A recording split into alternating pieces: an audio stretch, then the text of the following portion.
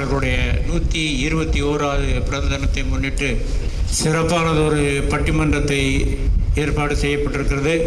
நிகழ்ச்சியின் தொடக்கமாக தமிழ் தாய் வாழ்த்து.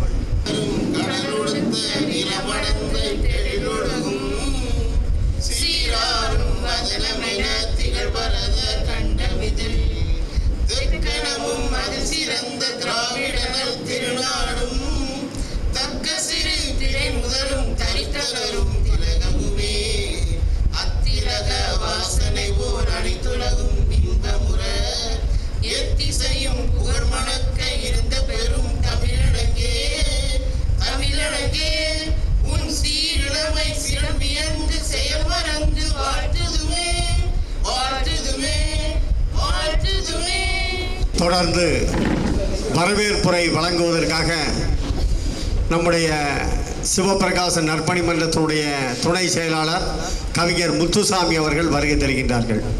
பெருந்தலைவர் காமராஜர்களுடைய 121வது பிறந்த தினத்தை முன்னிட்டு பாரதியார் பொது நிதியத்தின் சார்பில் ஒரு மாபெரும் பட்டிமன்றம் இங்கே ஏற்பாடு செய்யப்பட்டிருக்கிறது. ஆண்டுதோறும் இதை நாங்கள் பாரதியார் பொது நிதியத்தின் சார்பில் சிறப்பாக கொண்டாடி வருகிறோம். அந்த வரிசையில் இன்றைக்கு இந்த நிகழ்ச்சிக்கு தலைமையேற்று சிறப்பு செய்திருக்கக்கூடிய லிட்டில் ஃப்ளவர் கல்வி குழுமங்களின் தலைவரும் மாவட்ட மைய நூலக வாசகத்தின் தலைவரும் இப்படி பல்வேறு பொறுப்புகளை தன்னகத்தை கொண்டு ஒரு மாபெரும் இயக்கமாக இயங்கி வருகிற ஐயா மரியயூசி அவர்களை வருக வருக என்று வரவேற்றுக் கொள்கிறோம். தொடர்ந்து முன்னிலை பொறுப்பினை ஏற்றிருக்கக்கூடிய நம்முடைய கவிஞர் பாப்பா குடியார் அவர்களை வருக வருக என்று வரவேற்றுக் கொள்கிறோம். தொடர்ந்து இந்த நிகழ்ச்சிக்கு ஆண்டுதோறும் நமக்கு உபயோகராக இருந்து வரக்கூடிய நம்முடைய சந்தி கணேஷ் ஸ்வீட்ஸ் அண்ட் பேக்கரிங் உரிமையாளர் திரு கணேஷ் அவர்கள் வந்திருக்கிறார்கள். அவர்களை வருக வருக என்று வரவேற்றுக் கொள்கிறோம். ஏஎஸ்எம் அரசன் சுப்பையா காய்கனி வியாபாரத்தினுடைய உரிமையாளர் வருகை தர இருக்கிறார்கள். அவர்களை வருக வருக என்று வரவேற்றுக் கொள்கிறோம். நம்முடைய கேடி கோசல்ராம் நற்பணி மன்றத்தின் தலைவர் ஐயா சிஆர்ஏ பொன்னிசாமி அவர்களை வருக வருக என்று வரவேற்றுக் கொள்கிறோம். நம்முடைய தமிழ் வளர்ச்சி பண்பாட்டு மையத்தினுடைய பொதுக்குழு உறுப்பினர் புன்னை செழியன் அவர்களை வருக வருக என்று வரவேற்றுக் கொள்கிறோம். பட்டிமன்றத்தில் பங்கேற்று வாதிடுவதற்காக வந்திருக்கக்கூடிய அறிஞர் பெருமக்களையும் நம்முடைய தமிழ்ச்செம்மல் பாமணி அவர்களையும் நம்முடைய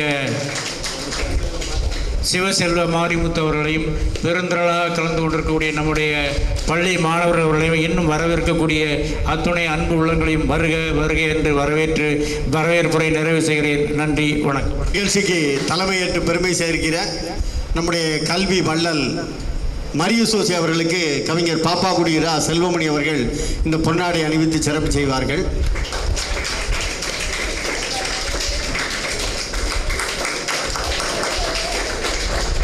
அடுத்து கேடி கோசல்ராம் நற்பணி மன்றத்தினுடைய தலைவர் பிஆர்ஏ பொன்னுசாமி அவர்களுக்கு இப்போது பொன்னாடை அணிவிக்கப்படுகின்றது.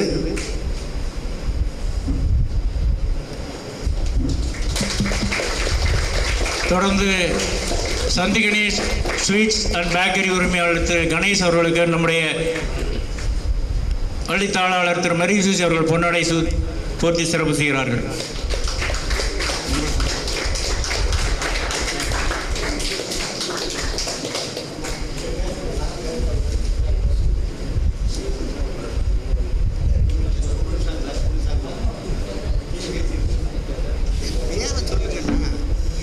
கேடி கோசல்ராம் நற்பணி மன்றத்தினுடைய தலைவர், சிறந்த சிந்தனையாளர், முக்குடலிலே இப்போது அருமையான ஒரு கல்லூரியை இயக்கி கொண்டிருக்கிற இயக்குனர். கல்லூரி பேர் என்ன? பாலகன் சரஸ்வதி மகளிர் கல்லூரி. ஒரு அருமையான கல்லூரி. அந்த முக்குடல் பகுதி மக்களுக்கு ஒரு நல்ல தரமான ஒரு கல்வியை கொடுக்கணும்னு சொல்லி வெளிநாட்டிலே இருந்து இங்கே வருகை தந்திருக்கின்ற பெருமைக்குரிய ஐயா பேர் என்ன? ஆறுமுகசாமி. அவர் வெளிநாட்டில் சம்பாதிச்சு தான் பிறந்த அந்த முக்குடலுக்கு ஏதாவது செய்யணும்னு சொல்லி ஒரு கல்லூரியை உருவாக்கியிருக்காங்க. அந்த கல்லூரிக்கு ஒரு ஆலோசகராக இருந்து பணியாற்றுகிற பெருமைக்குரிய பிஆர்ஏ பொன்னுசாமி அவர்கள் இப்போது வாழ்த்துறை வழங்க வருகை தருகின்றார்கள். அனைவருக்கும் வணக்கம். வருஷா வருஷம் நம்ம இந்த பெருந்தலைவருடைய பிறந்த நாளை பட்டிமன்றம் சார்பாக நம்ம சிறப்பாக நடத்தி கொண்டிருக்கின்றோம். இதற்கெல்லாம் நமக்கு வழிகாட்டியாக இருக்கின்ற நமது லிட்டில் ஃப்ளவர் பள்ளிக்கூடத்தினுடைய தாளாளர் மதிப்புக்குரிய ஐயா மரிய சுசே அவர்கள் மற்றும் கனவு சுப்பிரமணியம் அவர்கள் மற்றும் அவர்களை சார்ந்த அனைவருமே இதுக்கு பெரும் உறுதுணையாக இருந்து இதை சிறப்பாக நடத்தி கொண்டிருக்கின்றார்கள். பெருந்தலைவருடைய இந்த விழா நாம் ஏன் நடத்தி கொண்டிருக்கிறோம் என்பது நான்லாம் காமராஜ் கூட இருந்தவன். அதனால் அவர் கூட எங்கே போனாலும் போவேன். அது அவர் சில காரியங்கள்லாம் எங்கிட்டே கூட கேட்பார். அவர் முதல்ல மாணவர்கள் கிராமங்களில் கல்வி அறிவு இல்லாதவர்களே இருக்கக்கூடாது. வெள்ளைக்காரன் காலத்தில் பார்த்தீங்கன்னா யாரோ ஒரு சிலர் தான் இருப்பாங்க. அதெல்லாம் முறியடித்து கிராமந்தோறும் பள்ளிக்கூடங்களை அமைத்து நமக்கெல்லாம் இந்த மாதிரி நம்மெல்லாம் மேலே வருவதற்கு காரணம் வித்திட்டவர் நமது பெருந்தலைவர் அவர்கள். அதுபோல் விவசாயத்திற்கு இந்த நாட்டிலே விவசாயிகள் தான் நமக்கெல்லாம் சோறு போடுகிறார்கள் என்று சொல்லி பல அணைகளை கட்டினார்கள். அதிலெல்லாம் பல சவால்கள் வந்தது. அதெல்லாம் சமாளித்து நிறைய அணைகளை கட்டி இன்றைக்கி அந்த அணைகள்லாம் இருக்க போய் தான் விவசாயிகள்லாம் நல்லா செழிப்பாக நடந்துக்கிட்டு இருக்கு. அது மாதிரி வியாபாரிகள் இந்த நாட்டின் முதுகெலும்பு என்று சொல்லி அவர்களுக்கு பல சலுகைகளை கொடுத்து வியாபாரத்தையும் நம்ம இந்தியாவிலேயே தமிழ்நாட்டில் மட்டுமல்ல இந்தியாவிலேயே பெருக்கணும் என்ற ஒரு ஆசையோடு ஒரு செய்த பெருந்தலைவர். அந்த பெருந்தலைவனுடைய விழா எடுத்ததில் நாமெல்லாம் பெரும் மகிழ்ச்சி கொள்கின்றோம். நீங்களெல்லாம் அவருடைய கனவு நினைவாக வேண்டுமானால் நன்றாக படிக்க வேண்டும், நன்றாக படித்து உத்தியோகத்துக்கு வர வேண்டும், பெரிய அறிவாளிகளாக வர வேண்டும், பெரிய தலைவர்களாக வர வேண்டும். இதற்கு ஆண்டவன் உங்களுக்கு அருள் புரிய வேண்டும் என்று வாய்ப்புக்கு நன்றி தெரிவித்து விடுகிறேன். நன்றி, வணக்கம். சன்னாஜி தான் இந்த நிகழ்ச்சியினுடைய முதல் ஸ்பான்சர்.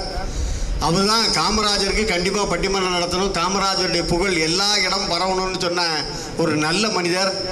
ஏழை எளியவர்களுக்கெல்லாம் என்ன கேட்டாலும் சரி உதவி செய்யக்கூடிய நல்ல பெருமைக்குரியவர்கள். அதே மாதிரி நம்ம சுஜி ஸ்வீட்ஸ் அண்ணாச்சி ஏஎஸ் முருகையா அவர்கள் மிகச்சிறந்த கொடையாளர். நம்ம பாரதியார் அமைப்பினுடைய பாரதியார் போட்டிகளுக்கெல்லாம் வருடந்தோறும் எல்லா சிறப்புகளும் செய்வதற்கு உதவி செய்தவர்கள், பெருமைக்குரியவர்கள். அவருடைய திருக்குமாரன் தான் நம்முடைய அரசன் சுப்பையா. அவர்களும் இந்த நிகழ்ச்சிக்கு உதவி செய்திருக்காங்க. காமராஜரை பற்றி பேசணும்னா இன்றைக்கி ஃபுல்லாக பேசிக்கிட்டே இருக்கலாம். அவரை பற்றி சொன்னால் முதல்ல நினைவுக்கு வர்றது அவரோட எளிமையான வாழ்க்கை முறை. இப்போ உள்ளதில் நம்ம அதை நினச்சி கூட பார்க்க முடியாது. அவரை மாதிரி சுயநலம் இல்லாமல் பொதுநலம்தான் தன் வாழ்க்கை என்று கருதி வாழ்ந்தவர். அவரை பற்றிய இந்த பட்டிமன்ற விழாவிற்கு என்னை அழைத்ததற்கு எல்லாருக்கும் நன்றி தெரிவித்துக் கொள்கிறேன். தொடர்ந்து சமூக நல்லிணக்க காவலர், ஒரு மாவட்ட ஆட்சியரால் பல்வேறு முறைகளில் பாராட்டப்பட்டிருக்கிற சிறந்த மனிதர், சர்வசமய கூட்டமைப்பினுடைய தலைவர், இப்படி பல்வேறு பணிகளில் ஒரு இயக்கமாக இயங்கி வருகிற கல்வி செம்மல், கல்வியாளர், லிட்டில் ஃப்ளவர் கல்வி குழுமத்தினுடைய சேர்மன் மரிய சுசே அவர்கள் இப்போது தலைமை உரையாற்ற வருகை தருகின்றார்கள். அனைவருக்கும் மாலை வணக்கம். காமராஜர் பிறந்த தின விழாவை முன்னிட்டு அவருடைய புகழை பரப்ப வேண்டும் என்ற நோக்கத்தோடு பாரதியார் பொதுச்சேவை நிதியத்தின் சார்பாக இன்று சிறப்பான ஒரு பட்டிமன்றம் நடைபெறுகின்றது. இந்த பட்டிமன்றத்திலே வாதிடுவதற்காக இங்கே அமர்ந்திருக்கக்கூடிய அருமை நண்பர்கள், அதாவது செந்தமிழ் செம்மல் கவிஞர் பாமணி அவர்கள்,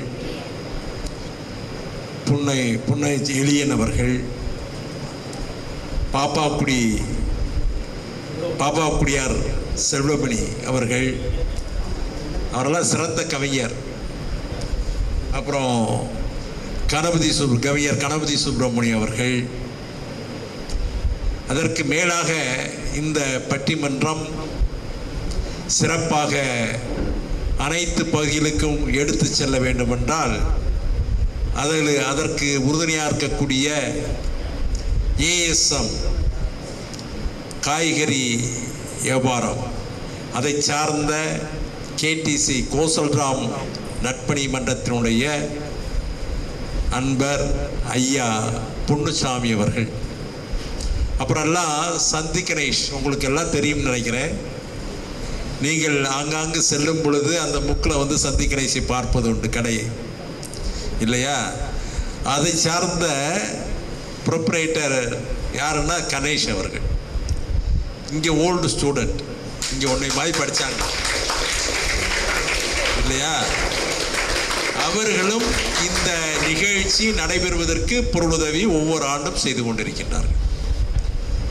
ஏஎஸ்எம் காய்கறி கடைகளிலிருந்து அரசன் சுப்பையா அவர்கள் வரவில்லை. அவர்களுக்கு பதிலாக ஐயா கேடி கோசல்ராம் நட்பணி மன்றத்தைச் சேர்ந்த ஐயா பொன்னுசாமி அவர்கள் இங்கே வருகின்றார்கள். அவர்கள் என்னன்னா, இப்போ முக்கூடலில் வந்து ஒரு அரசு ஒரு கலைக்கல்லூரியுடைய ஆர்ட்ஸ் காலேஜினுடைய ஒரு டைரக்டராக இருந்து செயல்படுகின்றார்கள் இல்லையா? இத்தனை பேர் இங்கே வந்திருக்கோம் அப்படின்னா காமராஜரை பற்றி உங்களுக்கு தெரிவிக்க வேண்டும். உங்களை போன்ற மாணவர்களுக்கு, இளம் வயதை சேர்ந்தவர்களுக்கு, இளைஞர்களுக்கு. ஏட்டா நமக்கெல்லாம் தெரியாது, காமராஜர் இருக்கும் பொழுது நம்மளாம் பிறக்கலை. காமராஜர் எப்போ பிறந்தார்னா 1903 இல்லையா? ஜூலை 15ஆம் தேதி பிறந்தார். இப்போ 121 ஆண்டுகள் ஆகிவிட்டது. ஏன் காமராஜரை பற்றி தெரிந்து கொள்ளணும்னா, காமராஜர் அப்படிப்பட்ட ஒரு நல்ல ஒரு லீடராக இருந்தார், ஒரு தலைவராக இருந்தார். இன்றும் போற்றக்கூடிய தலைவராக இருந்து கொண்டிருக்கின்றார். நம்ம எல்லோரும் அவரை பின்பற்ற வேண்டும். ஏன்டா இப்போ கூட எல்லாரும் சொல்லுவாங்கன்னா, காமராஜர் ஆட்சியை கொடுப்போம் இல்லையா, காமராஜர் மாதிரியே நாங்கள் ஆட்சி நடத்தோம்னு சொல்லி இப்பொழுதும் சொல்லுவாங்க. அந்த அளவிற்கு மிக பிரமாதமாக 1954 1963 வரை ஏறக்குறைய 9 ஆண்டுகள் மிக சிறப்பாக தமிழகத்தை வழிநடத்தி தமிழகத்திற்கு ஒரு நல்ல ஃபவுண்டேஷன் அஸ்திவாரத்தை போட்டவர் நமது ஐயா காமராஜர் அவர்கள் என்ற காரணத்தினால் அவருடைய பட்டிமன்றம் இன்று மிக சிறப்பாக நடைபெற்று கொண்டிருக்கின்றது. அதை நாம் உற்று நோக்கி வருங்கால இளைஞர்கள் அவரை பின்பற்றி நல்ல தலைவர்கள் உருவாக வேண்டும், நல்ல சிந்தனையாளர்கள் உருவாக வேண்டும், இந்த சமுதாயத்தை இன்னும் மேலே மேலே கொண்டு செல்ல வேண்டும் என்று நாம் உங்கள் அனைவரையும் கேட்டுக்கொண்டு, இந்த அருமையான வாய்ப்பு எல்லோருக்கும் கிடைத்திருக்கின்றது இந்த பட்டிமன்றத்தின் வாயிலாக என்று கூறிக்கொண்டு, அனைவரும் காமராஜரை புகழ்வோம், போற்றுவோம், அவரை பின்பற்றுவோம் என்று கேட்டுக்கொண்டு விடைபெறுகின்றேன். வணக்கம். பட்டிமன்ற பாவலர்களுக்கு இப்போது நினைவு பரிசு வழங்கப்படுகின்றது. முதலாவதாக பாப்பாக்குடி இரா செல்வமணி அவர்களுக்கு நினைவு பரிசு வழங்கப்படுகின்றது.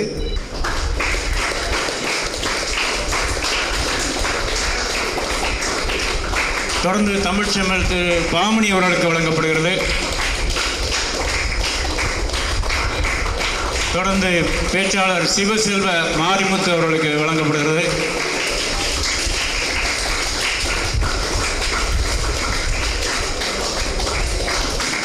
அதனைத் தொடர்ந்து பேச்சாளர் திருமதி கோமதி கிருஷ்ணமூர்த்தி அவர்களுக்கு வழங்கப்படுகிறது.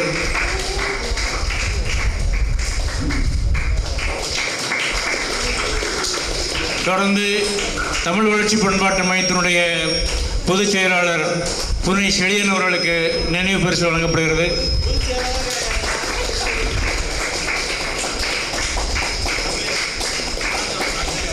கவிஞர் முத்துசாமி அவர்களுக்கு வழங்கப்படுகின்றது.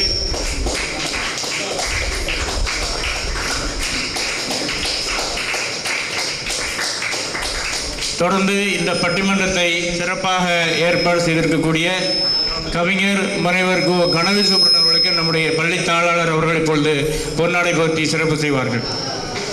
நினைவு பரிசு வழங்குவார். நம்முடைய பள்ளி தாளாளர் திரு மரியசூசி அவர்கள் பெருந்தலைவர் காமராஜரை பற்றி நிறைய கருத்துக்களை நம்மோடு பகிர்ந்து கொண்டார்கள்.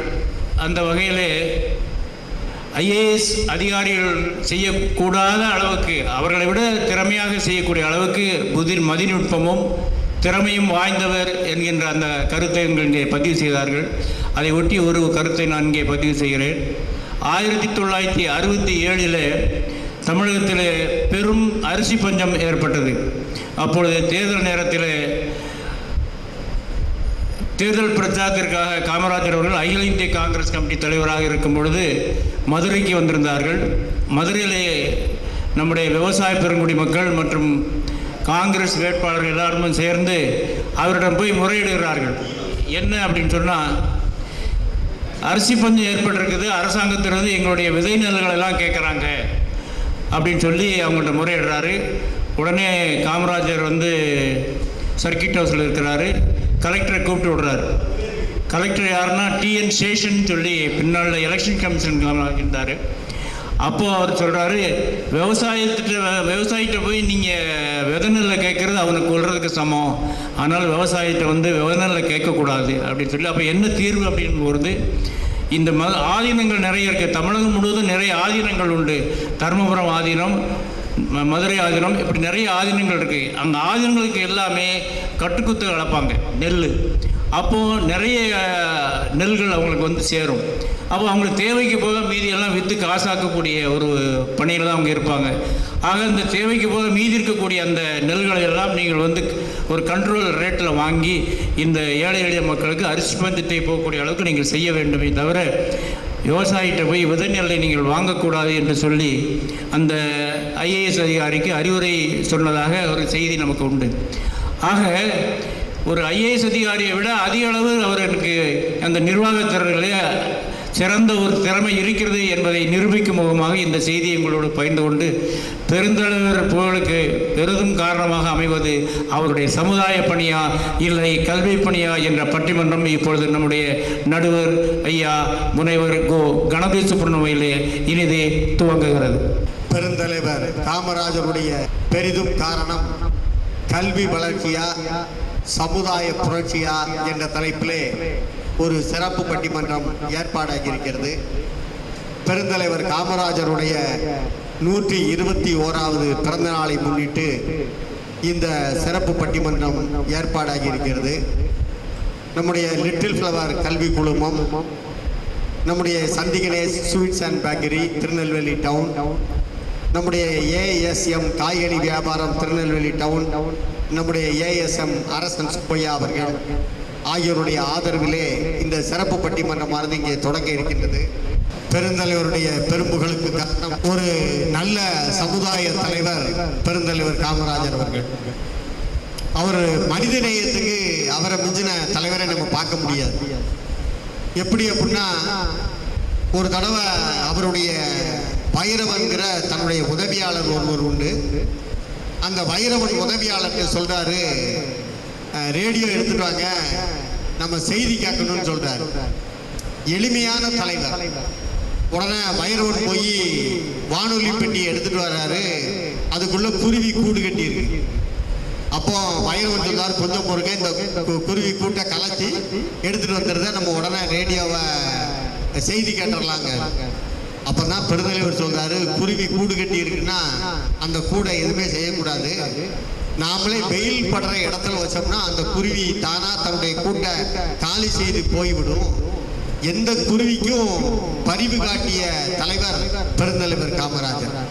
அப்போ ஒரு குருவியினுடைய பண்பையும் தெரிஞ்சிருக்காரு. அந்த குருவிக்கும் உதவி செய்ய வேண்டுகிற அந்த எண்ணம் அவர்கிட்ட இருந்திருக்கு. இதுதான் பெருந்தலைவருடைய பண்பு. அந்த பெருந்தலைவர் என்ன செஞ்சார் அப்படின்னா, ஒவ்வொரு தடவையும் ஒவ்வொரு சிறப்புக்கு பொருந்தியார். முதலமைச்சராக பதவியேற்று விடுகிறார். பதவியேற்று தன்னுடைய வீட்டுக்கு போறாரு. வீட்டில் தண்ணி பைப்பு வச்சிருக்காங்க. அம்மா சிவகாமி அம்மா, பெருந்தலைவர் காமராஜருடைய தாய் சிவகாமி அம்மா வீட்டுக்குள்ளேயே தண்ணி குடிச்சிட்டு வராங்க. அப்போ பெருந்தலைவர் காமராஜர் கேட்காரு, என்னம்மா வீட்டுக்குள்ளேயே தண்ணி வந்துட்டு? ஆமா, இன்ஜினியர் வந்தாங்க, வீட்டுக்குள்ளே தண்ணி பைப்பு வச்சு கொடுத்துட்டாங்க அப்படின்னு சொல்கிறாங்க. உடனே சந்தோஷப்பட்டு என்ஜினியரை கூப்பிட்டு பாராட்டுவார் நினச்சி என்ஜினியரை கூப்பிடுறாங்க. என்ஜினியர் வந்து நிற்கார். காமராஜருடைய வீட்டுக்கு தண்ணி பைப்பு வச்சுட்டோம், காமராஜர் நம்மளை பாராட்ட போறான்னு நினச்சிக்கிட்டு இருக்காரு. உடனடியாக காமராஜர் கேட்டார், எப்பா என் வீட்டில் தண்ணி பைப்பு வச்சியே எதுக்குன்னு கேட்டார். அம்மா வயசானவங்க, வெளியே வந்து தண்ணி பிடிக்க முடியாதுல்ல, அதனால வச்சேன்னாரு. உடனே கேட்டார், இந்த தெருவில் எத்தனை பெண்கள், வயசான பெண்கள் இருக்காங்க, அவ்வளவு வீட்டுக்கும் பைப்பு வச்சு கொடுத்தியான்னாங்க. இல்லை, உங்கள் வீட்டுக்கு தான் வச்சிருக்கிறார். முதல்ல இந்த பைப்பை கொடுங்க. மற்ற பெண்கள் எப்படி தெருவில் போய் தண்ணி பிடிக்காங்களோ அதே மாதிரி தான் என்னுடைய தாயும் தண்ணி பிடிக்கணும்னு சொல்லி எந்த நேரத்திலும் அரசியலில் இருந்து கொண்டு அந்த அரசனுடைய சிறப்புகளை எந்த நேரத்தில் பயன்படுத்தாத ஒரே தலைவர் யாருன்னா நம்முடைய பெருந்தலைவர் காமராஜர் அவர்கள் தான். ஆகவே பெருந்தலைவருடைய பெரும் புகழுக்கு காரணம் கல்வி வளர்ச்சியா சமுதாய வளர்ச்சியாங்கிறதுல கல்வி வளர்ச்சியேன்னு பேசுறதுக்கு 3 பேர் வந்திருக்காங்க. தமிழ்நாடு அரசனுடைய தமிழ் செம்மல் விருது பெற்று முதலமைச்சருடைய திருக்கரத்தினாலே பெருமை பெற்றிருக்கிற தமிழ் செம்மல் கவிஞர் பாமணி அவர்கள் அந்த அணியிலே பேச இருக்கிறார்கள்.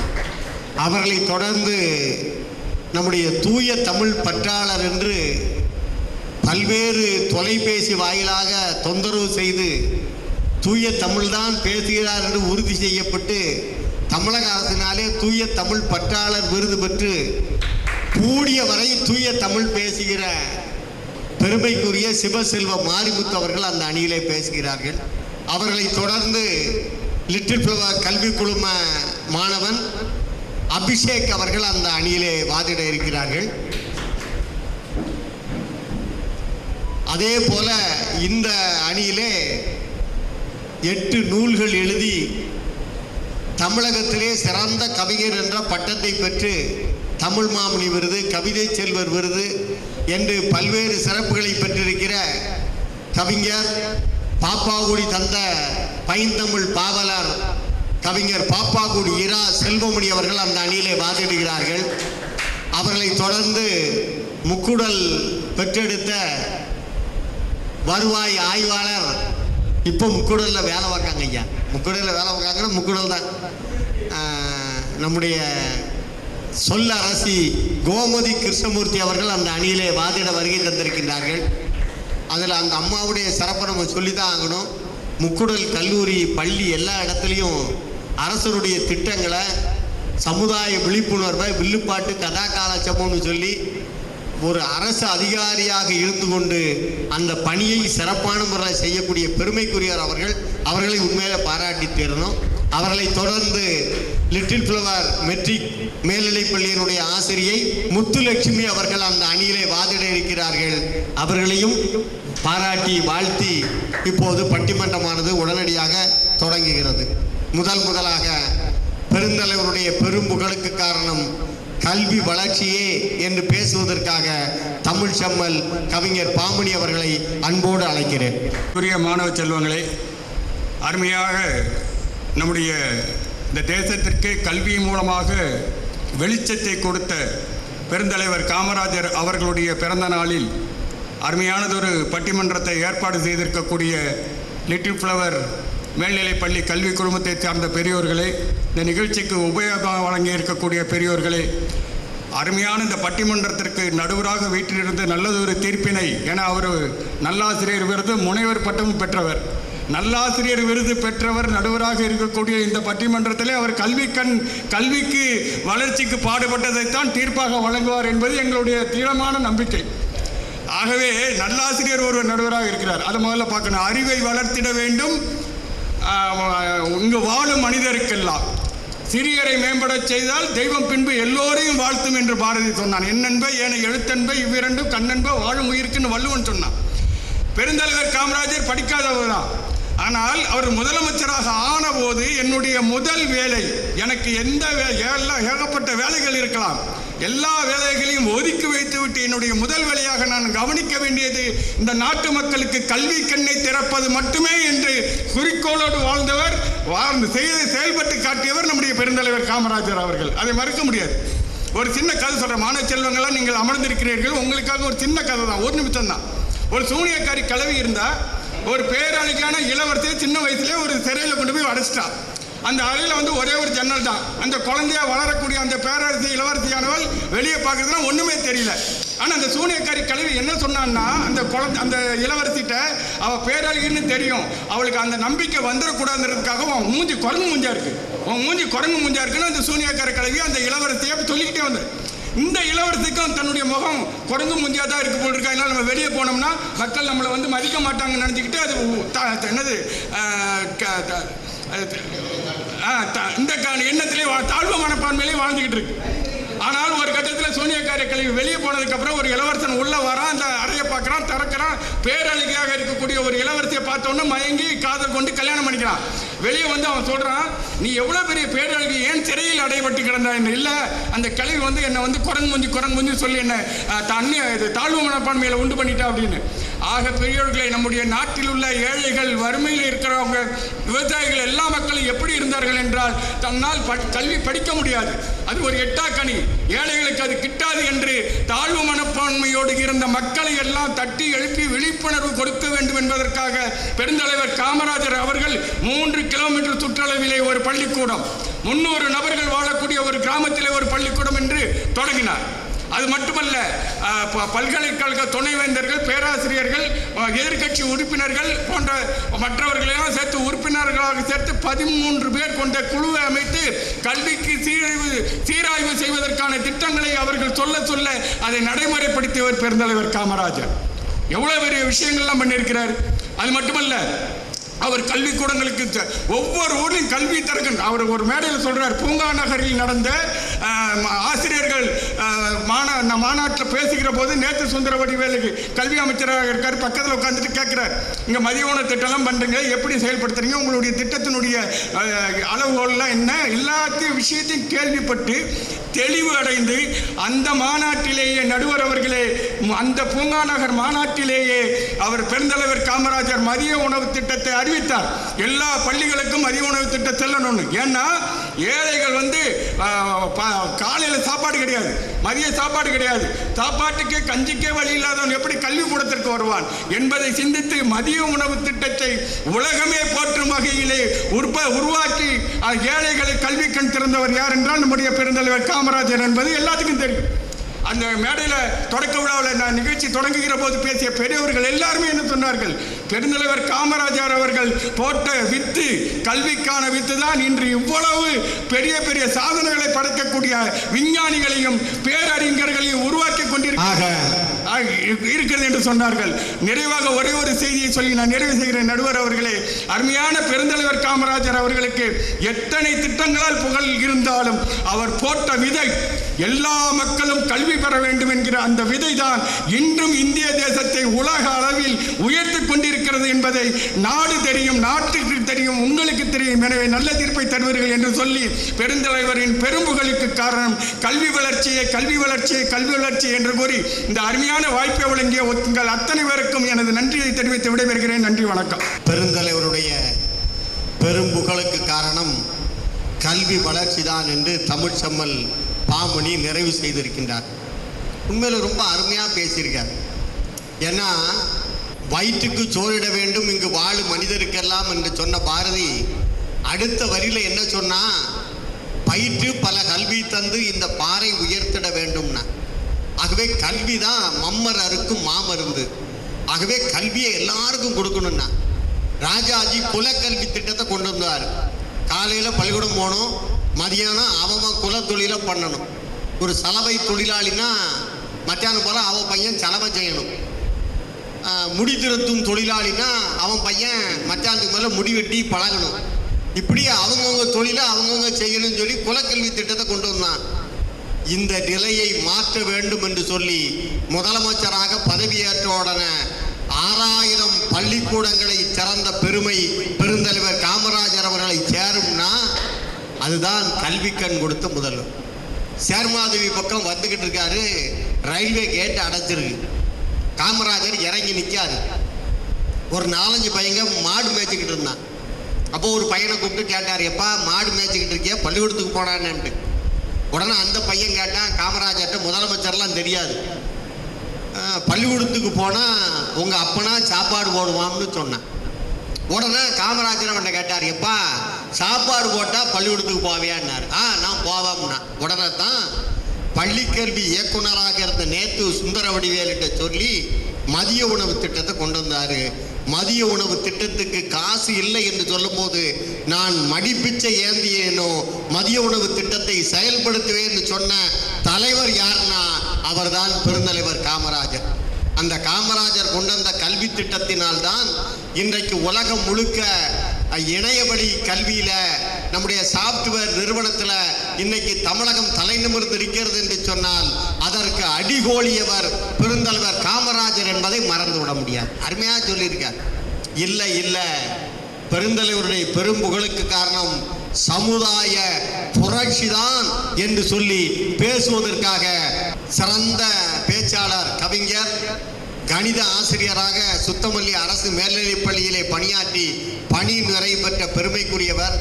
தான் பணி நிறைவு பெறும்போது தன்னுடைய பள்ளி மாணவ மாணவியர் அனைவருக்கும் நம்முடைய மதிய விருந்தளித்து தன்னுடைய 1 மாத சம்பளத்தை பள்ளிக்கு வழங்கிய தமிழகத்திலே சிறந்த நல்லாசிரியராக திகழ்ந்திருக்கிற பெருமைக்குரியவர் கவிஞர் பாப்பாக்குடி இரா செல்வமணி அவர்கள் இப்போது சமுதாய புரட்சியே என்று பேச வருகை தருகின்றார்கள். என்னை வாழ வைத்து கொண்டிருக்கக்கூடிய தமிழுக்கு வணக்கம் சொல்லி, இப்படி ஒரு அற்புதமான நிகழ்ச்சியினை உருவாக்கி தந்திருக்கக்கூடிய நல்லவர்களுக்கு வணக்கம் சொல்லி, நல்லதொரு தீர்ப்பை ஆராய்ந்து செப்பனிட்டு சமன் செய்து சீர்தூக்கும் கோல் போல் மிகுந்த உண்மையான தீர்ப்பை வழங்க இருக்கின்ற, ஏன்னா ஏன் சொல்கிறேன்னா நம்முடைய முன்னாடி உள்ள தலைவர் நல்லாசிரியர், அதனால் அவர் கல்விக்கு தான் தீர்ப்பு சொல்லுவார். நல்லாசிரியர் கல்விக்கெல்லாம் தீர்ப்பு சொல்ல மாட்டார். நல்லாசிரியர்னாலே எல்லாத்தையும் யோசித்து நல்லபடியாக எது நல்ல முடிவோ அதைத்தான் சொல்லுவார். அதுக்கு தான் நாங்களும் காத்திருக்கோங்கிறத சொல்லிட்டு, காமராஜருடைய வாழ்க்கையே பெரும் சிறப்பு தான் நடுவர் அவர்களே. இதில் நாம் அவருடைய சமுதாய பணியா கல்வி பணியா அப்படிங்கிறதெல்லாம் கேட்கறதுக்கு அவசியம் இல்லை. அவர் பிறந்து வளர்ந்ததிலிருந்து அவருடைய மறைந்த வரை அவருடைய வாழ்க்கை இந்த தமிழகத்துக்கு ஒரு பெரும் பாடமாக இன்று வரை இருந்து கொண்டிருக்கிறது நடுவர் அவர்களே. இருந்தாலும் கூட நீங்கள் தலைப்பு கொடுத்துட்டேங்கிறதுக்காக ஒன்று சொல்கிறேன். எந்த ஒரு விஷயத்துக்கும் அடிப்படைன்னு ஒன்று இருக்குது இல்லையா நடுவர் அவர்களே? நடுவர் அவர்களே, துவக்கம் இல்லாமல் முடிவு வருமா? தொடக்கம் இல்லாமல் முடிவு வராது. எல்லாத்துக்குமே அந்த துவக்கம் நல்லபடியாக அமையணும், அந்த அடிப்படை நல்லபடியாக அமையணும். ஆனால் எல்லாத்துக்கும் நம்ம தொடக்கமும் முடிவும் கண்டுபிடிக்க முடியாது. அதே நேரத்தில் ஒரு கெட்டடம் கட்டணும்னா அதுக்கு அடிப்படையாக இருக்கக்கூடிய அடித்தளம் வலுவாக இருந்தால்தான் அந்த கெட்டடம் பிறருக்கும் பயன்படும், நாட்டுக்கும் பயன்படும். நான் இங்கே அதைத்தான் சொல்ல வரேன். காமராஜருடைய கல்வி பணி என்பது அவர் அரசாட்சிக்கு வந்ததுக்கு பிறகுதான் நீங்க குறிப்பிடப்பட முடியுமே ஒழிய அதற்கு முந்தைய காலத்தை நாம குறிப்பிட முடியாதுங்கிறத உங்க கவனத்துக்கு கொண்டு வந்துடுறேன். அப்போ அவர் எப்போ அரசியலுக்குள்ள வந்தாரோ அப்பவே உங்களுக்கு சமுதாய பணி தொடங்கிருது. சரிதானா? ஒத்துக்கிறீங்களா? சரிதான் சரிதான். ஆக அவருடைய சமுதாய பணி எனும் அடித்தளத்தில் கட்டப்பட்டது, அதனால் வளர்ந்தது, அதனால் கிடைத்தது தான் அவருடைய ஆட்சி. அந்த ஆட்சியின் மூலம் அவர் கல்வி பணி செஞ்சிருக்கிறார், மறுப்பதற்கு இல்லை. அதனால சொல்றேங்க, அவருடைய சமுதாயத்துடைய அடிப்படை எப்படியெல்லாம் அமைஞ்சதுன்னு நீங்க பார்த்தீங்கன்னா, உண்மையிலே இந்த எங்கள் அணியினுடைய உண்மையான அணித்தலைவர் கோமதி தான். அவங்க அடுத்தால அதுக்கு யாருமே பதில் சொல்ல முடியாத அளவுக்கு வாதாடுவாங்க. அது ஒரு பக்கம் இருக்கட்டும். அவர் சொல்றாரு, தன்னுடைய முதல் கூட்டத்திலேயே சொல்றாரு பாருங்க, உப்புக்கு வரி போடுதான், துணிக்கு விலை வைக்கான். உப்புக்கு வரி போடுதான், துணிக்கு விலை வைக்கான். நாம வாழ்ற வாழ்க்கைய இவன் என்ன முடிவு செய்யறது? இவன் யார் என்ன அப்படின்னு அவருடைய கேள்வியோட தொடங்குறாரு. எளிங்க நாயக்கம் பட்டியில நம்முடைய குமாரசாமி தேவர் அவர்கள் ஏற்பாட்டில் விருதுப்பட்டி பக்கத்தில் இதுதான் அவருடைய முதல் பேச்சு அமைஞ்சிருக்கு. அந்த முதல் பேச்சிலே கேட்கப்பட்ட கேள்வி என்ன? ஒரு சுதந்திர போராட்டத்துக்கு ஆகப்பெரும் வித்தாக அந்த கேள்வி தமிழகத்தை பொறுத்தவரையில் அமைஞ்சிருக்கும் கண்டிப்பா. அப்படி பார்த்தீங்கன்னா அவருடைய தொடர்ந்து அரசியல் பணி, அவருடைய தாய் மாமனார் கடையில் கொண்டு விட்டாலும் அவருடைய அரசியல் பணியின் ஆர்வம் காரணமாக நிறைய முறை வெளியே வந்துடுறாரு. திருவனந்தபுரத்தெல்லாம் கொண்டு விடுறாங்க, அப்புறம் வந்துடுறாரு. சத்தியமூர்த்தி மேலே உள்ள ஆர்வத்தினால, இந்த சமுதாயத்தின் மேலே உள்ள அக்கறையினால அங்கே தொடங்க ஆரம்பித்தார் காமராஜர் அவருடைய பணியை. நீங்கள் தொடர்ந்து பார்த்தீங்கன்னா அவருடைய சமுதாய பணி, சமுதாய நோக்கம் எல்லாம் மிக தீவிரமாக அவர் மனசில் முடிவெடுத்துட்டார். அந்த இளம் வயதிலேயே நாம் இந்த சமுதாயத்துக்காக உழைக்கணும், சமுதாய பணி தான் நம்முடைய முதல் கட்டமாக இருக்கணும் அப்படிங்கிறத அவர் எடுத்துக்கொண்டதுனால தான் அவருடைய தொடர்ந்த வரலாறை நீங்கள் வருஷ வாரியாக நான் எழுதி வச்சுருக்கேன், நேரம் காணாதனால உங்களுக்கு சொல்கிறேன்.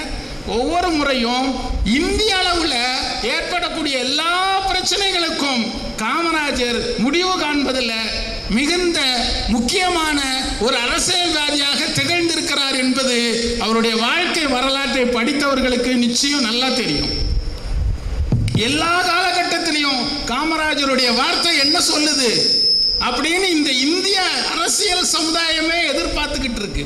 அந்த மாதிரி ஒரு சூழ்நிலையில அவர் படிப்படியா வந்து தமிழ்நாடு காங்கிரஸ் கட்சியினுடைய தலைவராக மாறுறாரு, தமிழகத்தினுடைய முதல்வராக மாறுறாரு. தொடர்ந்து அவருடைய பணிகள் காரணமாக, அவர் மீது ஏற்பட்ட நம்பிக்கையின் காரணமாக தமிழக மக்கள் அவரை மிகப்பெரிய பொறுப்பிலே அமர வைத்தாங்க. அந்த பெரிய பொறுப்பிலே அமர வச்சதுக்கு அடிப்படை காரணம் அவருடைய சமுதாய எண்ணங்களும் சமுதாய பணிகளும் தான் அப்படிங்கிறதுல மாற்று கருத்து இருக்க முடியாதுங்கிறதுங்க அழுத்தம் திருத்தமாக சொல்லிட்டு, அப்படி ஒரு முதல்வர் பதவி கிடைச்சதுனால தான் அவர் கல்வி பணியை துணைக்கு கொண்டு வர முடிஞ்சது அப்படிங்கிறதையும் சொல்லிட்டு, எப்படி பார்த்தாலும் அவருடைய முதன்மையான பணி சமுதாய பணி தான் சொல்லி விடைபெறுகிறேன். வாய்ப்பிற்கு நன்றி. நான் உங்கள் பாப்பா குடிகிற செல்வமணி. ரொம்ப அருமையா அவருடைய அடித்தளம் என்ன அப்படின்னா சமுதாய வளர்ச்சி தான். முதல்ல காங்கிரஸ் கட்சியினுடைய தலைவராக வராரு. அப்படி தலைவராக வந்தவருடைய விளைவாகத்தான் தீரர் சத்தியமூர்த்தியினுடைய வழிகாட்டுதல் அது சிறப்பான முறையில் இருந்ததனுடைய விளைவாக தமிழகத்தினுடைய முதல்வராக வராரு. அவர் முதல்வராக வந்ததுனால கல்வி வளர்ச்சி பணியில் செய்தார். அப்போது சமுதாயத்தில் ஈடுபட்டதுனால்தான் கல்வி வளர்ச்சி செஞ்சாருனாரு. உண்மையிலே சமுதாயத்தில் புரட்சி செய்தவர் யாருன்னா நம்முடைய பெருந்தலைவர் காமராஜ் தான். எப்படி புரட்சி அப்படின்னா, அறநிலையத்துறைக்கு மந்திரியாக யாரை போட்டார்னா தாழ்த்தப்பட்ட வகுப்பை சேர்ந்த பரமேஸ்வரன் ஒருத்தரை போட்டார். ஏன் பரமேஸ்வரனே வருக பரிவட்டம் பெருகன்னு சொல்லி கோயிலுக்குள்ள போகக்கூடாதுன்னு தடுத்த அவரை கோயிலுக்குள்ள வாங்கன்னு சொல்லி கூப்பிடக்கூடிய நிலையை உருவாக்கினார்னா இதுதான் புரட்சி. அப்படிப்பட்ட சமுதாயத்தில் பல புரட்சிகளை செய்தவர் காமராஜர்னு சொல்லியிருக்காரு. இதற்கு மறுமொழி கொடுப்பதற்காக நம்முடைய தூய தமிழ் பற்றாளர் விருது பெற்றிருக்கிற அன்பு சகோதரர் சிவ செல்வ மாரிமுத்து அவர்கள் இப்போது கல்வி வளர்ச்சியை என்று பேச வருகை தருகின்றார்கள். பெருந்தலைவர் காமராஜர் அவர்களை குறித்த இந்த சிறப்பு பட்டிமன்றத்தினை நடத்தி கொண்டிருக்கக்கூடிய அவையோர்கள் அனைவருக்கும் என்னுடைய சிரம் தாழ்ந்த வணக்கங்கள். நடுவர் அவர்களே, உங்களுக்கும் இங்கே இருக்கக்கூடிய அவையோர்கள் அனைவருக்கும், என் அணி தலைமைக்கும் எதிரணி சகோதரர்களுக்கும் என்னுடைய சிரம் தாழ்ந்த வணக்கங்கள். நடுவர் அவர்களே, காலையில் பல்லு விளக்குனீங்களா? யாருமே கேட்காத ஒரு கேள்வியை நீங்கள் கேட்டிருக்கீங்க. ஏன்னா நான் விளக்காத ஆள்கள் கூட சேர்வதே கிடையாது. சரி, இப்போ பல்லு விளக்குனீங்களா விளக்கலையா? பல்லு விளக்குனேன். நடுவர் அவர்களே, இன்னைக்கு 2024 நீங்க பல்லு விளக்குறது பெரிய விஷயம் இல்லை நடுவர் அவர்களே. இன்னைக்கு அவ்வளவு தூரம் நாம சமுதாயத்திலையும் சரி, கல்வியிலும் சரி, கலாச்சாரத்திலையும் சரி முன்னேறிட்டோம். 1954 உங்க தாத்தா பல்லு விளக்குனாங்களா, எந்த பொருளை வச்சு பல்லு விளக்குனாங்க அப்படிங்கிறது தான் முக்கியம். பல்லு விளக்குதுல இவ்வளவு விளக்கு இருக்கு நான் இன்னைக்கு தான் தெரிஞ்சுக்கிட்டேன். நான் நிறைய விளங்காம இருக்கேன். நடுவர் அவர்களே, வேப்பங்குச்சியையும் சாம்பலையும் செங்கலையும் வச்சு பல்லு விளக்குன சமூகத்தை தன்னுடைய கல்வி மேல இருக்கக்கூடிய ஒரு ஆர்வத்தால அவங்களுக்கு கல்வியை கொடுத்து இப்படித்தான் வாழணுங்கிற நெறிமுறையை கற்றுக் கொடுத்தது காமராஜருடைய ஆட்சி காலம். நீங்க விளக்குற பேஸ்ல உப்பு இருக்கா? நீங்க கடையில தான் நானும் வாங்கினேன். நிச்சயமா இருக்கும். விளக்குற பேஸ்ல உப்பு இல்லைன்னா கப்பு அடிக்கும்.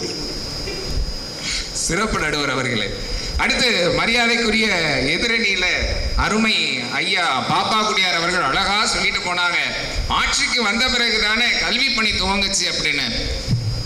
ஐயா, ஒரே ஒரு சின்ன கேள்வி. ஆட்சிக்கு வந்ததுக்கு அப்புறம் கல்வி பணி துவங்குச்சு நீங்க கேக்குறீங்க இல்லையா? அவர் ஆட்சிக்கு வந்ததுக்கு அப்புறம் ஏன் அந்த சேரன் மகாதேவி பக்கத்துல அந்த பையனை கூப்பிட்டு ஏன்டா பள்ளிக்கூடத்துக்கு போகலன்னு ஏன் கேட்டாரு? ஏன்டா நீ வேலைக்கு போலையாடா, வயக்காட்டுல நல்ல களைய புடுங்கடா, நல்ல உரத்தை போடுடான்னு சொல்லியிருக்கலாமே, ஏன் சொல்லல? அவரை ஏன் பள்ளிக்கூடத்துக்கு போக சொன்னாரு? ஏன் நீ மதிய உணவு தந்தா சாப்பிட பள்ளிக்கூடத்துக்கு போறியான்னு கேட்டாரு. நான் உனக்கு கூடுதலா கூலி தரேன், நீ கூட ஒரு 2 மணி நேரம் வயக்காட்டுல களப்படுங்கன்னு ஏன் சொல்லல? அப்ப அவருக்கு இயல்பாவே அடிப்படையிலேயே அந்த கல்வி மீது, கல்வி முறை மீது மக்கள் அனைவரும் படிக்கணும் அப்படிங்கிற எண்ணம் இருந்தது. அதனாலதான் அவர் ஆட்சிக்கு வந்தப்புறம் அதை இன்னும் அதிகமா செயல்படுத்தினார் நடுவர் அவர்களே.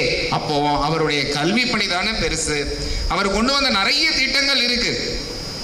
ஒவ்வொரு 3 கிலோமீட்டருக்கு இடையில ஒரு தொடக்கப்பள்ளி, 8 கிலோமீட்டருக்கு ஒரு நடுநிலைப் பள்ளி, இப்படி நிறைய கொண்டு வந்தாங்க. நடுவர் அவர்களே, அவர் கொண்டு வந்த திட்டங்கள்ல முக்கியமானது, இப்போ நாம கல்லூரி படிக்கிறோம் இல்லையா, அந்த கல்லூரி படிக்கிறதுக்கு குறிப்பிட்ட வயது வரம்பு இருந்தது அந்த காலத்துல. அந்த வயது வரம்ப எல்லாருக்கும் ஒரு வயது வரம்பு. ஆனா இவங்க படிக்கிறதே கஷ்டம், அதனால அவங்களுக்கு கூடுதலா சலுகை கொடுத்தாலாவது அவங்க படிப்பாங்களான்னு யோசிச்சு அவங்களுக்கு 22 வயதுங்கிறத அதிகப்படுத்தினது காமராஜர் தான். அதனாலதான் 1955-56 கல்லூரியில மாணவர்களுடைய சேர்க்கை அதிகமாச்சு. அதனுடைய விளைவு தான் 1970-60களில் அதிகப்படியான அரசு ஊழியர்கள் வந்தாங்க. அதனுடைய பின் தொடர்ச்சியா தான் 2001, 2002, 2003 அதிகப்படியானோர் ஓய்வு பெற்றாங்க. அந்த ஓய்வு பெற்ற பணியிடத்துல தான் நீங்க நாங்கெல்லாம் வேலைக்கு வந்திருப்போம். அதுக்கு முன்னாலே வேலைக்கு போயாச்சு. 99 அப்பாயின்மெண்ட். நடுவர் அவர்களே, அப்ப 99ல இருந்து ஒரு 30 கழிங்க. 30 கழிக்கணும். 69ல யாரோ ஒரு வேலைக்கு போயிருப்பாரு. அவர் எப்ப படிச்சிருப்பாரு? வாத்தியாருக்கு தான் கரெக்டா இருக்காரு எல்லாமே. அப்படி பார்த்தா அவருடைய அந்த ஓராண்டுல அவர் செஞ்ச அந்த சலுகை தான் அவர்களுடைய படிப்புக்கு காரணமா இருந்தது. நடுவர், அதாவது கல்விக்கு முக்கியத்துவம் கொடுத்த மாதிரி நூல் நிலையத்துக்கு முக்கியத்துவம் கொடுத்தார். நூலகத்தை தொடங்கினாரு. நூலக இயக்கத்தினுடைய வளர்ச்சிக்கு பல்வேறு நூலகங்களை தொடங்கிய பெருமை, தமிழை ஆட்சி மொழியாகிய மாற்றிய பெருமையும் நம்முடைய பெருந்தலைவர் காமராஜர் அவர்களை சேர்னா அது உண்மையிலே பாராட்டணும். கடைசியா ஒரே ஒரு கருத்தை சொல்லி என்னுடைய வாதத்தினை நிறைவு செய்யலாம் நினைக்கிறேன். நடுவர் அவர்களே, இன்றைக்கு ஏதாவது ஒரு சிறப்பு விருந்தினரை அழைத்து ஒரு கட்டிடத்தை திறந்து வைக்கணும் அப்படின்னு நாம சொன்னோம் அப்படின்னா அவருக்கு லகரங்கள்ல நாம கொடுக்க வேண்டியிருக்கும். நடுவர் அவர்களே, அவருடைய போக்குவரத்து படி, அதுக்கப்புறம் அவங்க தங்குவதற்கு செலவுன்னு. ஆனா காமராஜர் ஆட்சி காலத்துல ஒருத்தர் போய் கேட்கிறாரு, ஐயா நான் ஒரு திரையரங்கம் கட்டியிருக்கேன், அந்த திரையரங்கத்தை நீங்க வந்து திறந்து வைக்கணும் அப்படின்னு. உடனே இவர் கேட்கிறாரு, சினிமா தியேட்டரை திறக்கிறதுக்காக ஐயா நான் முதலமைச்சரா வந்து உட்கார்ந்துருக்கேன் அப்படின்னு அவர் கேட்கிறாரு. அப்போ உடனே கூட இருந்த உதவியாளர்கள்லாம் சொன்ன உடனே அவர் சொல்றாரு, நீ ஒரு பள்ளிக்கூடத்தை கேட்டு கண்டிப்பா நான் வந்து திறந்து வைக்கிறேன்னு. அப்படி அவர் சொன்னதுக்கு அப்புறம் கட்டப்பட்டு திறக்கப்பட்ட பள்ளிக்கூடம் நம்மளுடைய திருநெல்வேலி மாவட்டத்திலேயே இருக்கு. அப்போ அவரு திரையரங்கத்துக்கு முக்கியத்துவம் கொடுக்கல, பள்ளிக்கூடத்துக்கு தான் முக்கியத்துவம் கொடுத்தாரு. ஆக இதுல இருந்தே தெரியுது, காமராஜர் ஆட்சிக்கு வந்ததுக்கு அப்புறம் அவர் கல்வி பணிக்கு அதிக முக்கியத்துவம் கொடுத்தாரு அப்படின்னா அவர் அடிப்படையிலேயே அவருடைய நெஞ்சில கல்வியால் மட்டுமே இந்த சமூகம் முன்னேற முடியும் அப்படிங்கறத உணர்ந்திருந்த ஒரே முதன்மை தலைவன் காமராஜர் தான். அதனாலதான் இன்றைக்கு நாம பட்டம் பெற்று விண்வெளி வரைக்கும் போய்கிட்டு இருக்கோம். நம்ம விண்வெளி ஆராய்ச்சி நிலையத்திலையும் தமிழர்கள் இருக்காங்க அப்படின்னா அதற்கு அவர் போட்ட கல்விங்கிற விதைதான் என்பதனை கூறி வாய்ப்பளித்த அத்துணை நல் உள்ளங்களுக்கும் நெஞ்சம் நிறைந்த நன்றிகளை பகிர்ந்து விடைபெறுகிறேன். நன்றி, வணக்கம். ரொம்ப அருமையா பேசியிருக்கார். சிவசெல்வ மாரிமுத்து எப்படிக்கு கல்விக்கு முக்கியத்துவம் கொடுத்தார். நம்முடைய திருநெல்வேலியில் நம்முடைய தொழிலதிபர் சங்கர்லிங்க ஐயர் இந்தியா சிமெண்ட்ஸ் நிறுவனத்தை அமைக்காரு. அதற்கான அனுமதி கேட்காரு. உடனே சொன்னது, நீங்கள் ஃபேக்ட்ரி கேட்டுங்க, அனுமதி தாரேன், ஆனால் ஒரு பள்ளிக்கூடம் கட்டணும்னு சொல்லி சங்கர் மேல்நிலைப் பள்ளி வந்ததும் சங்கர் தொழில்நுட்ப கல்வி நிலையம் வந்ததும் அப்போதுதான். அதே மாதிரி திருநெல்வேலியில் ஒரு திரையரங்கம் தொடக்க விழா தொடங்கி வைப்பதற்கு காமராஜர் அழைத்திருக்கிறார்கள். ஆனால் அதற்கு முன்னால் மாவட்ட ஆட்சியர் அப்போது போய் பார்த்தாரு. ஆனால் அதற்கான மின்சார பணிகள், சுகாதார பணிகள் எல்லாம் முடியலை. அதனால் அனுமதி கொடுக்க முடியாதுட்டார். ஆனால் பெருந்தலைவர் காமராஜர் அவர்கள் அந்த திரையரங்கத்தை தொடங்கி வச்சுட்டு, உனக்கு என்னைக்கு அனுமதி கிடைக்கோ அன்னைக்கு தான் படம் போடணும், நான் வந்தேங்காண்டி எதுவும் செய்யக்கூடாது என்பதை சொல்லி அந்த மாவட்ட ஆட்சித்தலைவரை முதலமைச்சர் திறந்து வைக்காருன்னு சொல்லி ஓவர் ரூல் பண்ணி அனுமதி கொடுக்காம இருந்ததை பாராட்டிய பெருமை யாரை சேர்னா பெருந்தலைவர் காமராஜர். ஆகவே கல்வி வளர்ச்சியில் ரொம்ப அக்கறையோடு இருந்தவர். மொனஞ்சிப்பட்டியில் பெண்கள் பயிற்சி கல்லூரி வருவதற்கு துணையாக இருந்தவர் யாருன்னா அப்போது முதலமைச்சராக இருந்த பக்தவச்சலத்தில் சொல்லி பொம்பளை பிள்ளைகள் பள்ளிக்கூடம், பெண்கள் படிக்க வேண்டும் சொல்லி மகளிருக்கு முக்கியத்துவம் கொடுத்தது யாருன்னா பெருந்தலைவர் காமராஜர் என்பதை மறக்க முடியாது. இப்போது தொடர்ந்து பேசுவதற்கு இப்போதுதான் கோடை இடி குமுறும் எரிமலை நம்முடைய சொல்லரசி கோமதி கிருஷ்ணமூர்த்தி அவர்கள் வருகை தருகின்றார்கள். வணக்கம் வணக்கம் என்று சொல்லி மணக்கும் தமிழுக்கும் என் தமிழ் அன்னைக்கும் எனது முதல் வணக்கத்தை தெரிவித்துக் கொள்கிறேன். மற்றும் காமராசரை போல் கல்வியின் சிந்தனையும் சமுதாய பார்வையும் கொண்ட நம் நடுவர் அண்ணன் அவர்களுக்கு என் அடுத்த வணக்கத்தையும், எண்ணணி எதிரணி பேச்சாளர்களாக இருந்தாலும் என்னுடைய வளர்ச்சிக்கு வித்தாக விளங்கும் நல்லாசிரியர்களாக இருக்கும் அனைவருக்கும் என்னுடைய நன்றி கலந்த வணக்கத்தை தெரிவித்துக் கொள்கிறேன். கங்கை வெள்ளத்தை செம்புக்குள்ள அடைக்க முடியுமா? முடியுமா நடுவர் அவர்களே? இந்த எல்லாரும் நடுவர் ஏமாந்த உடனே எல்லாரும் கேள்வி கேளுங்க. அவரு பல்லு விளக்கலைங்க நாங்க கேட்கறது, நீங்க கம்பிக்குள்ள அடைக்க முடியுமான்னு கேட்கிய நடுவர் அவர்களே, இவங்க எல்லாரும் சொல்றது அப்படிதானே இருக்கு. காமராசருடைய சமுதாய பார்வை என்பது அவருடைய வாழ்நாள் முழுவதும் உள்ளது. கல்வி பணிங்கிறது எங்க அழகா சொன்னாரு எங்க அணியில பேசின தலைவர். அவர் முதலமைச்சர் ஆன உடனேதான் அதை செய்ய முடிஞ்சது அவங்களால. ஆனா அதுக்கு எதிரணியில பேசினவங்க ஏன் சின்ன பையனை கூப்பிட்டு படின்னு சொன்னாங்க? வேலைக்கு போன்னு சொல்லலாம்ல? சின்ன பையனை படின்னு தானே சொல்லுவாங்க, வேலைக்கு போன்னு யாரா சொல்லுவாங்க? காமராசர் முதலமைச்சராக இருந்தபோது எத்தனை தொழிற்சாலைகளை திறந்து வைத்தார், எத்தனை விவசாயத்திற்கான அணைகளை கட்டினார், பொருளாதாரத்தில் இந்தியா முன்னேறுவதற்கு எத்தனை பெரிய தொழில் ஆலைகள் நிறுவனங்களை அவர் நிறுவினார் என்பது எத்தனை பேர் அது தெரியுமா தெரியாதான்னு தெரியல. எல்லாருக்கும் தெரியும். ஏன் கல்வி பணியை மட்டுமே, அதாவது அவரை ஒரு குறுகிய வட்டத்துக்குள்ள ஏன் அடைக்கிறீங்கன்னு தான் நான் கேட்கிறேன். காமராசருடைய பணிங்கிறது அளப்பெரிய பணி. நம்ம தமிழ்நாட்டில் திருச்சியில பெல் நிறுவனம் வர்றதுக்கு ஒரே காரணம் நமது காமராஜர் ஐயா. நான் பல்வேறு நிபுணர்கள் ஆராய்ச்சி பண்றாங்க. அதாவது ஒரு தொழிற்சாலை வேணும்னா தண்ணி வசதி வேணும், போக்குவரத்து வசதி வேணும், அதற்கு ஒரு சரியான இடம் வேணும்னு ஃபுல்லா தேடுறாங்க. இந்தியா முழுக்க அப்படி இடம் இல்லை, நம்ம தமிழ்நாட்டில் இடம் இல்லைன்ட்டு மத்திய அரசுல இருந்து வந்த டீம் போறாங்க. திரும்ப காமராசர் கூப்பிடுறாரு, ஏன்பா இங்க வா, நீங்க ஒரு இடத்த பார்க்காம விட்டீங்களே, காவிரி ஆத்து பக்கத்துல ஒரு ஊர் இருக்கே திருவெரும்பூர்னு, அங்க போய் பார்த்தீங்களா?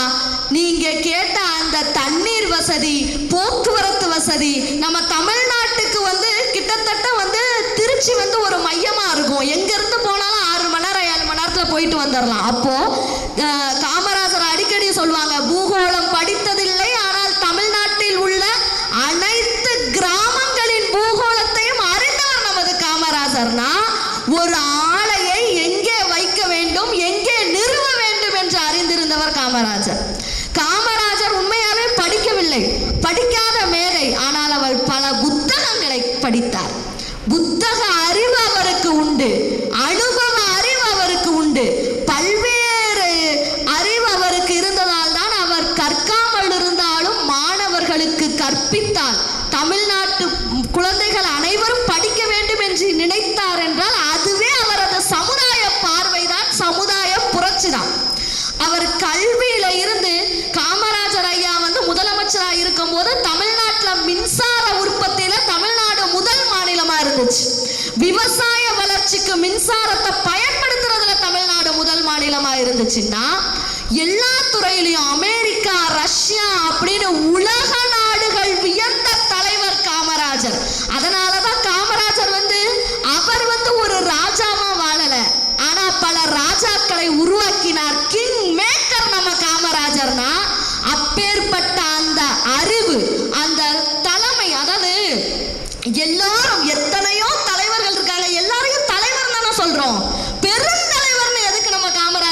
சொல்றோம்? காரணம் அவருடைய அந்த சமுதாய புரட்சி. சமுதாயத்தில் ஒரு மாற்றத்தை கொண்டு வர வேண்டும். அதாவது சுதந்திரம் அடைந்ததற்கு பின் இந்தியா ஒரு பெரிய அளவுல இந்தியாவில் நம்ம தமிழ்நாடு வளர்ச்சி அடைஞ்சிருக்குன்னா அதுக்கு காரணம் காமராஜர் ஆட்சியில் போட்ட விதை. அவருடைய அந்த சமுதாய பார்வை, தொலைநோக்கு சிந்தனை. ஒரு பதவியில இருக்கவங்களுக்கு முக்கியமா, அதாவது காமராஜர் ஐயாவை எளிதில் எல்லாரும் தொடர்பு கொண்டார். அதான் அவர் மக்கள் முதல்வர். யாருனாலும் ஐயாவை பார்த்துடலாம். ஒரு ராமநாதபுரத்துல 1955 வருஷம் ஒரு பெரிய புயல் வந்துச்சு. அந்த புயல்ல அவர் போறாரு. இப்ப நமக்கெல்லாம் வெள்ளம் வந்துச்சுல, அந்த மாதிரி வந்த உடனே நேரா அந்த ஊருக்கு போறாரு. பரமக்குடியிலங்கிற இடத்துல பாலம் உடைஞ்சு அந்த ஊரே துண்டிக்கப்படுது. ஆனாலும் இவர் கவலைப்படுற. எல்லா அதிகாரிகளும் சொல்றாங்க, ஐயா நீங்க போங்க, நாங்க பாத்துக்கிறோம், அந்த ஊருக்கு உள்ள போக முடியாது அப்படிங்கிறாரு. ஆனாலும் காமராஜர் சொல்றாரு, கோட்டையில் இருந்து கொண்டு உங்களை வேலை வாங்குவதற்கு நான் இல்லை, என் மக்களை சந்தித்து அவர்களுக்கு ஆறுதல் கூறவே வந்திருக்கேன் அப்படின்னு சொல்லிட்டு கயித்தை பிடிச்சு இறங்கி மார்பளவு தண்ணியில இறங்கினார்னா என்ன காரணம்? இந்த சமுதாயம் உயர வேண்டும். சமுதாய மக்கள் கஷ்டப்படும் போதெல்லாம் காமராஜர் கஷ்டப்பட்டார். நம்ம ஊர்ல சாதாரணமா ஒரு கொஞ்சம் பெரிய பதவி வந்துட்டாலே என்ன ஆகும்?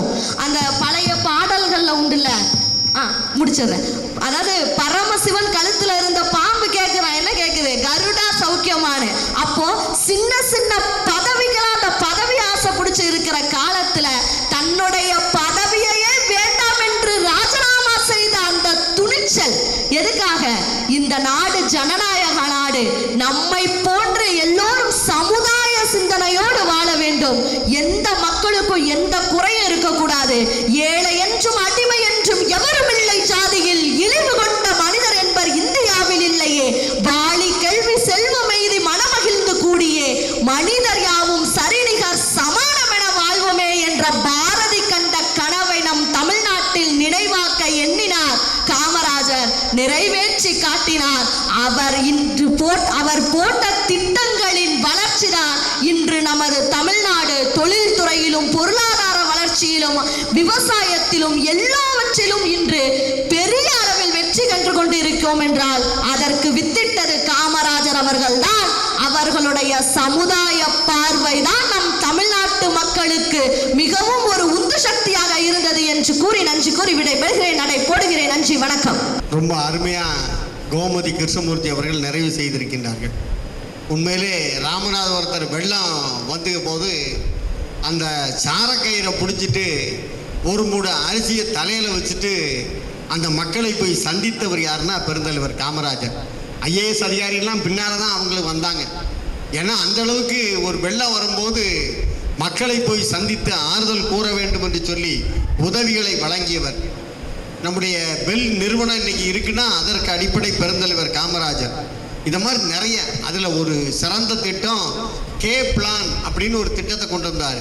அந்த திட்டம் வேற ஒன்றும் இல்லை, வயதானவர்கள் எல்லாம் அரசு பணி அரசியல் பணியிலிருந்து ஒதுங்கிடணும், இளைஞர்களுக்கு வாய்ப்பு கொடுக்கணும்னு சொல்லி முதலாக தனது பதவியை ராஜினாமா செய்தவர் யாருன்னா பெருந்தலைவர் காமராஜர் என்பதை மறந்துவிட முடியாது.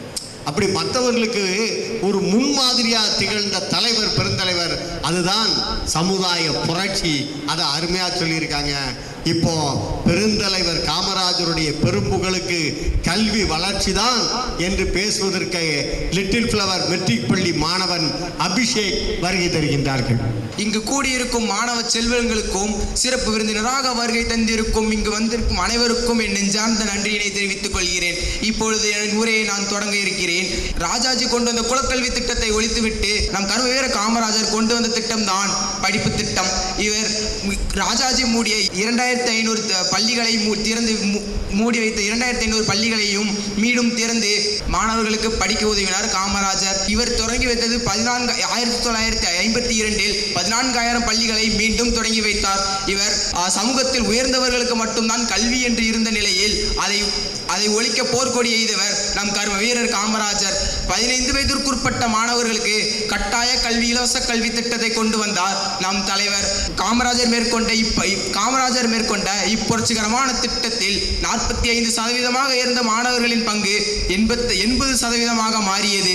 17,000க்கும் மேற்பட்ட புதிய கல்விகளை தொடங்கி வைத்தார். மேலும் ஆங்கிலேயர் காலத்தில் 7% இருந்த மக்களின் எண்ணிக்கை, படிக்கும் மக்களின் எண்ணிக்கை 37% உயர்ந்தது. கல்வி சம்பந்தப்பட்ட நிகழ்ச்சிகளில் கடவுள் வாழ்த்தை பாடுவதற்கு பதிலாக காமராஜரின் வாழ்வை பற்றி பாடலாம் என்று பெரியாரே போற்றியுள்ளார். அப்படி பெரியாரே போற்றிய தலைவருமான என்னை போன்ற மாணவர்களுக்கு கல்வி என்ற மகுடத்தை சூட்டிய காமராஜருக்கு நன்றி கூறுகிறேன். எனவே கல்வி பணிதான் சிறந்தது என்று கூறி என் பணியை முடித்துக் கொள்கிறேன். நன்றி, வணக்கம். அருமையாக பள்ளி மாணவர் அபிஷேக் அற்புதமான கருத்துக்களை சொல்லியிருக்கார். எப்படி ராஜாஜி கொண்டு வந்த குலக்கல்வி திட்டத்தை குழி தோண்டி மூணவர் யாருன்னா பெருந்தலைவர் காமராஜர். 6000 பள்ளிகள், 2000 தொடக்க பள்ளிகளை திறந்தார். அதை விட கல்வி கற்றவர்களுடைய எண்ணிக்கை 7% இருந்ததை 37% உயர்த்தியது பெருந்தலைவர். அதான் அருமையாக சொன்னார். பாராட்டுகள், வாழ்த்துகள். இப்போது தொடர்ந்து பேசுவதற்கு, மாணவனுக்கு பதில் கொடுப்பதற்காண்டி டீச்சர் வராங்க. அந்த பள்ளி ஆசிரியை, லிட்டில் ஃப்ளவர் மெட்ரிக் பள்ளி ஆசிரியை முத்துலட்சுமி வருகை தருகின்றார்கள்.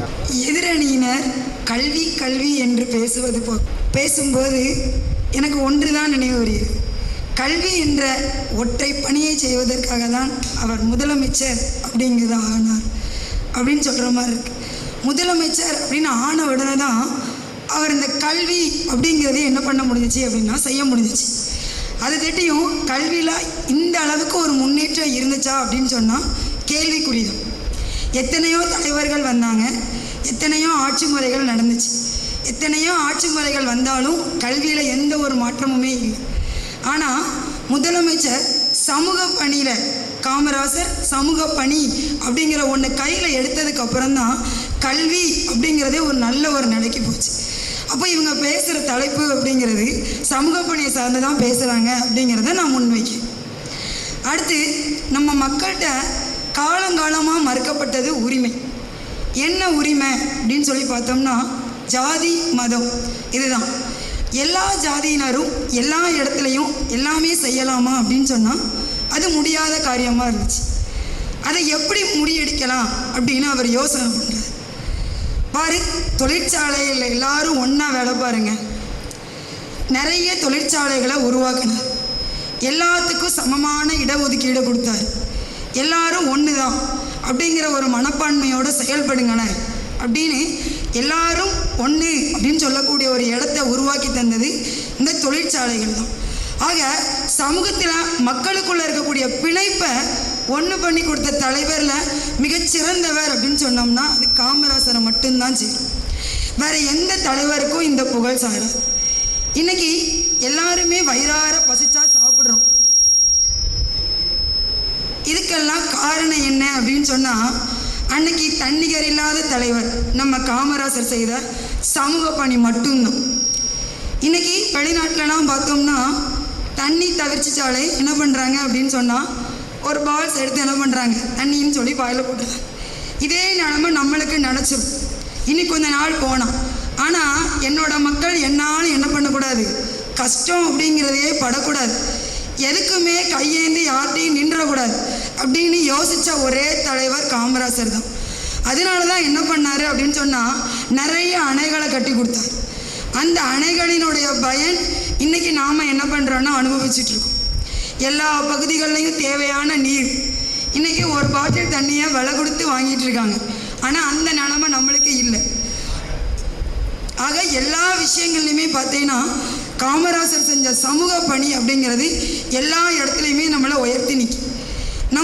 நம்மளுடைய சங்க இலக்கியம் சொல்லும் 3 வேந்தர்களும் ஆண்டாங்க. அந்த காலத்தில் ஆட்சி இப்படி இருந்துச்சுன்னு. அந்த 3 வேந்தர்கள் ஆண்ட ஆட்சியை விட என்னுடைய பெருந்தலைவர் காமராசர் ஆண்ட ஆட்சி, அதில் சமூக பணின்னு எடுத்து பேசணும்னா இந்த மணித்துளிகள் போதாது, ஆண்டுகளும் போதாது. அவருடைய பெருமையை நான் என்ன பண்ணிகிட்டே இருக்கலாம் அப்படின்னா பேசிக்கிட்டே இருக்கணும். ஆனால் கால சுருக்கத்தின் காரணமாக என்னுடைய உரையை இதோடு நிறைவு செய்யும். எனவே காமராசரினுடைய சமூக பணியே சிறந்த பணி அப்படின்னு சொல்லி நான் விடைபெறுகிறேன். நன்றி, வணக்கம். ரொம்ப அருமையாக 6 அறிஞர் பெருமக்கள் பேசி நடுவர் தீர்ப்பென்ற நல்ல கட்டத்திற்கு வந்திருக்கின்றோம். ரொம்ப அருமையான தலைப்பு. பெருந்தலைவர் காமராஜருடைய பெரும்புகளுக்கு காரணம் கல்வி வளர்ச்சியா சமுதாய புரட்சியா? ஏன்னா கல்வி அடிப்படை. ஒரு கல்வி இருந்தால் தான் மனிதனாக மதிக்கப்பட வேண்டும். இன்னைக்கு கேரளாவை எல்லாரும் பாராட்டுறாங்கன்னா கல்வி அறிவு அதிகமான பெற்ற மாநிலம் கேரளா. ஆகவே அவர்கள் எல்லா துறையிலும் வளர்ந்திருக்கிறார்கள். அப்போ எல்லாத்துக்கும் அறிவுடையார் ஆபது அறிவார், அறிவில்லார் அக்தரி கல்லாதவர்னு வள்ளுவர் சொல்றாருன்னா கல்வி ஒரு சிறப்பு. அப்போ அந்த கல்வி வளர்ச்சிக்காக சீருடை திட்டத்தை கொண்டு வந்தார். யார் என்னன்னு தெரியக்கூடாது, உயர்ந்தவன் தாழ்ந்தவன் தெரியக்கூடாது, அடிப்படை கல்வி வேணும்னு சொல்லி இலவச கல்வி திட்டத்தை கொண்டு வந்தார். எல்லாரும் படித்து நல்ல நிலைமைக்கு வரணும்னு சொல்லி மதிய உணவு திட்டத்தை கொண்டு வந்தார். இப்படி பல்வேறு திட்டங்களை கொண்டு வந்து கல்வி வளர்ச்சிக்கு ஒரு தூணாக விளங்கினார். அதனால்தான் இன்றைக்கு தமிழக அரசு பெருமைக்குரிய பெருந்தலைவருடைய பிறந்த நாளை கல்வி வளர்ச்சி நாளாக கொண்டாடுகிறது என்று சொன்னால் பெருந்தலைவருடைய பெரும் புகழை சேர்த்தது கல்வி வளர்ச்சியே, கல்வி வளர்ச்சியே, கல்வி வளர்ச்சியே என்று தீர்ப்பு வழங்கி பாராட்டி விடை பெற்றால் அது விளக்கெண்ண தீர்ப்பு. அப்படி நம்ம சொல்ல முடியாது. ஏன்னா இந்த சைடு 3 பேர் பேசியிருக்காங்க. அதையும் நம்ம கொஞ்சம் யோசிக்கணும். ஏன்னா சமுதாய வளர்ச்சி, ஏன்னா சமுதாய சிந்தனை அவர்கிட்ட இருந்துச்சு. எம்பிபிஎஸ்க்கு ஒரு கோட்டா எடுக்கணும், அதில் யாரை தேர்ந்தெடுக்கலான்னு சொல்லி ஒரு ஃபைல் இருந்துச்சு. அப்போது ஐஏஎஸ் அதிகாரிகளெல்லாம் போய் சேர்ந்து இதில் நிறைய ஃபார்ம் வந்திருக்கு, இதில் ஒரு ஆளை தெரிவு செய்யணும்னாங்க. அப்போ அவங்க சொன்னாங்க இதுக்கு ஒரு குழு போடுவோம், குழு போட்டு இதில் யாரை எடுக்கலான்னு திட்டம் போடுவோம்னாங்க. பெருந்தலைவர் சொன்னால் நீங்கள் போயிட்டு ஒரு 1/2 மணி நேரத்தில் வாங்க, நான் இதில் எடுத்து வச்சுருக்கேன்ட்டார். 1/2 மணி நேரத்தில் வந்தாங்க, ஒரு சீட்டை கொடுத்து இந்த பிள்ளைக்கு எம்பிபிஎஸ்க்கு சீட்டை கொடுங்கன்ட்டார். எல்லாருக்கும் ஆச்சரியம், நிறைய இருந்துச்சு, இந்த ஒரு பிள்ளையை மட்டும் கொடுக்க சொல்லி கேட்கல என்ன அப்படின்னாங்க. அப்போ சொன்னார் எல்லாரும் அப்பா அம்மா ஃபுல்லாக கையெழுத்து போட்டிருந்தாங்க, இந்த பிள்ளையினுடைய அப்பா மட்டும்தான் கைரேகை பிரட்டி இருந்தார். ஆகவே கை நாட்டு வச்சிருக்கிறவருடைய பிள்ளை டாக்டர் ஆகட்டும்னு சொன்னார்னா எப்படிப்பட்ட அந்த சமதர்ம சிந்தனை அவர்கிட்ட இருந்துருச்சுன்னு பார்க்கணும். சமுதாய வளர்ச்சின்னா நம்முடைய பாருங்களேன், சாத்தனூர் கீழ்பவானி அணை, மணிமுத்தார் அணை, பரம்பிக்குளம், ஆழியாறு, அமராவதி அணை, இதை மாதிரி எத்தனையோ அணைக்கட்டுகளை கட்டி விவசாயத்தை வளர்ந்தார். இது மட்டும் இல்லாமல் கிண்டி தொழிற்பேட்டை, கும்பகோணத்தில் தொழிற்பேட்டை, அம்பத்தூரில் தொழிற்பேட்டையை தொடங்கினார். அதே மாதிரி ஐஐடி தொடங்கினார், பொறியியல் கல்வி தொழிற்கல்வியை தொடங்கினார். இப்படி எத்தனையோ திட்டங்களை கொண்டு வந்தவர், குத்தகைக்கான ஒரு சட்டத்தை கொண்டு வந்தவர் பெருமைக்குரியவர். 373 பஞ்சாயத்து யூனியனை தொடங்கினார். 12,000க்கு மேற்பட்ட பஞ்சாயத்துகளை தொடங்கி ஊராட்சி உள்ளாட்சி வளரணும்னு சொல்லி சமுதாய பார்வையோடு செய்தார்னா அதுதான் பெருந்தலைவர் காமராஜர். பெருந்தலைவர் காமராஜருடைய பணிகளில் சமுதாய பணி. சமுதாயத்தில் பிரதம மந்திரி வேணும், லால் பகதூர் சாஸ்திரி பிரதம மந்திரி ஆக்குறாரு. நினைச்சிருந்தா காமராஜரே பிரதமர் ஆயிருக்கலாம், ஆனா லால் பகதூர் சாஸ்திரி கொண்டாந்தார். அடுத்தால ஒரு இக்கட்டான சூழ்நிலை, இந்திரா காந்தியை பிரதம மந்திரியாக கொண்டு வந்தாரு. ஆகவே பல முதல்வர்களை, பல பிரதமர்களை உருவாக்கிய கிங் மேக்கரா திகழ்ந்தார்னா அவர்கிட்ட சமுதாய பார்வை இருந்துச்சு, சமுதாய புரட்சி இருந்தது. கக்கன் அருமையான ஒரு மந்திரி. இன்னைக்கு போலீஸ் மந்திரியாக இருந்த கக்கன் எவ்வளவு எளிமையின் பிறப்பிடமாக இருந்தார்னா அதுதான் சிறப்பு.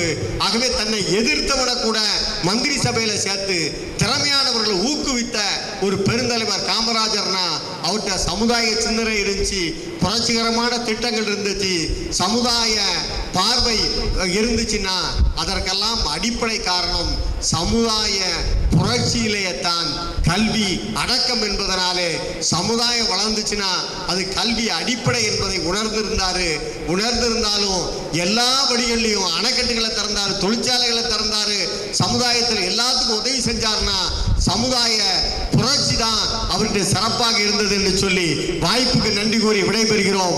இந்த அருமையான நிகழ்ச்சியை நமக்கு வழங்கியிருக்கிற லிட்டில் ஃப்ளவர் கல்வி குழுமத்தினுடைய சேர்மன் மரியசூஸ் அவர்களுக்கும், நம்முடைய சந்திகனே ஸ்வீட்ஸ் அண்ட் பேக்கரியினுடைய உரிமையாளர் அன்பு சகோதரர் கணேஷ் அவர்களுக்கும், இந்த நிகழ்ச்சிக்கு உதவி செய்திருக்கிற நம்முடைய கேடி கோசல்ராம் நற்பணி மன்றத்தினுடைய தலைவர் பெருமைக்குரிய PRA பொன்னுசாமி அவர்களுக்கும், இந்த நிகழ்ச்சிக்கு உபயதாரராக விளங்கியிருக்கின்ற ASM கனியை நம்முடைய காய்கனியினுடைய நிறுவனத்தினுடைய அதிபர் AM அரசன் சுப்பையா அவர்களுக்கும் நம்முடைய பாராட்டுகளை வாழ்த்துக்களை தெரிவித்து, இந்த நிகழ்ச்சி ஒருங்கிணைப்பாளராக இருந்து சிறப்பு செய்திருக்கிற நம்முடைய கவிஞர் சிவபிரகாச நற்பணி மன்றத்தினுடைய துணை செயலாளர் பெரியவர் ஐயா முத்துசாமி அவர்களுக்கும், நம்முடைய கவிஞர் புன்னை செழியன் அவர்களுக்கும் நம்முடைய பாராட்டுகளை வாழ்த்துக்களை தெரிவித்து விடைபெறுகிறோம். நன்றி, வணக்கம். நிறைவாக நன்றியுரை வழங்க கவிஞர் புன்னை செழியவனை அன்போடு அழைக்கிறோம். லிட்டில் ஃப்ளவர் மெட்ரிக் மேல்நிலைப் பள்ளியின் தமிழாசிரியர் திருமதி முத்துலட்சுமி அவர்களுக்கு கௌரவப்படுத்தப்படுகிறது. தொடர்ந்து இப்பள்ளியில் மாணவன் செல்வன் அபிஷேக் அவர்களுக்கு கௌரவப்படுத்தப்படுகிறது. தமிழகத்தின் பெருந்தலைவர் காமராஜரின் 121வது பிறந்த நாள் விழா இன்று லிட்டில் ஃப்ளவர் மேல்நிலைப் பள்ளியில் சீரும் சிறப்புடன் நடைபெறுகிறது. இந்த விழாவிற்கு தலைமை வகித்த லிட்டில் ஃப்ளவர் மேல்நிலைப் பள்ளியின் தாளாளர் பெருமைமிகு மரியசூஸ் சார் அவர்களுக்கு எங்களது நெஞ்சாத நன்றியை தெரிவித்துக் கொள்கிறோம். அடுத்ததாக வருகையிலிருந்து சிறப்பித்த திருமிகு PSR பொன்னுசாமி அவர்களுக்கு எங்களது நன்றியை தெரிவித்துக் கொள்கிறோம். மேலும் இங்கு சிறப்பாக நடைபெற்ற பட்டிமன்றத்தின் தலைவர் பெருமைமிகு கோ கனவு சுப்னு அவர்களுக்கு எங்களது நன்றியை தெரிவிக்கிறோம். பேச்சாளர்களாக வருகை தந்திருக்கும் பாப்பாக்குடி இரா செல்வமணி, தமிழ்ச்செல்மல் பாமணி, செல்வம் மாரிமுத்து,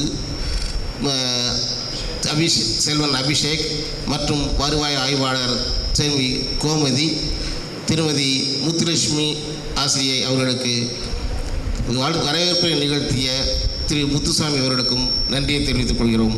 நன்றி, வணக்கம்.